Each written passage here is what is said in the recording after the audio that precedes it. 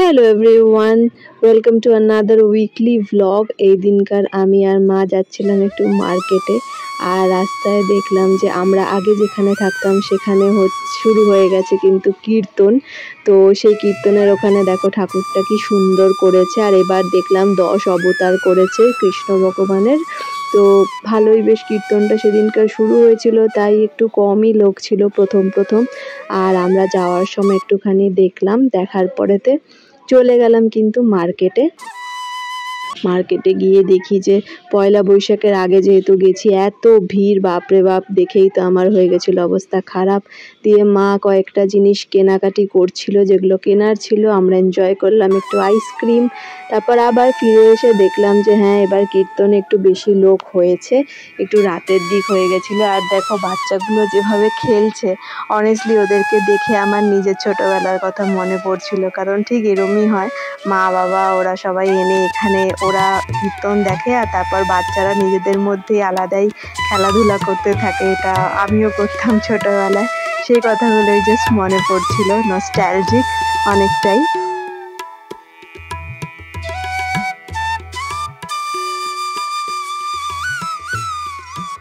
এইগুলো হচ্ছে সেই জিনিস যেগুলো আমরা কিনে এনেছি, আর আমি সাথে এনেছিলাম একটা এগ রোল। তো সেই এগ রোলটাই সেদিনকার রাতের ডিনার ছিল আমার। নেক্সট ডে সকালবেলায় বেরিয়ে পড়েছি, মায়ের সাথে বাজারে যাচ্ছি।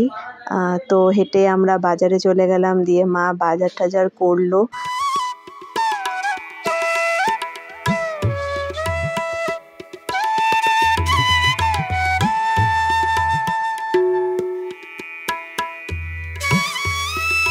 সো আমিও মাকে কিছুটা হেল্প করে দিচ্ছিলাম, ব্যাগ ফ্যাগ বয়ে দিচ্ছিলাম, কারণ দরকার ছিল, মা তো ওগুলো বয়ে আনতে পারবে না।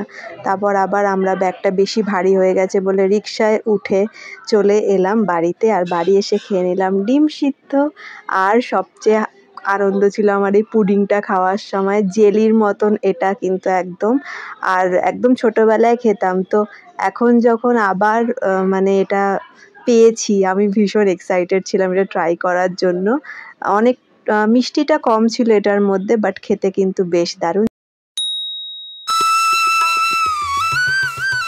আর এইটা হচ্ছে নীল ষষ্ঠীর দিনকার, যেদিনকার ঠাকুরের পুজো ছিল, শিব ঠাকুরের। মা আর মাসি কিন্তু উপোস করেছিল, মাসি এসেছিল আমাদের বাড়িতে। তো ওরা দুজনে মিলে একসাথে পুজো দিয়েছিল, উপোস করেছিল। আর আমিও ছিলাম সেদিনকার বাড়িতেই।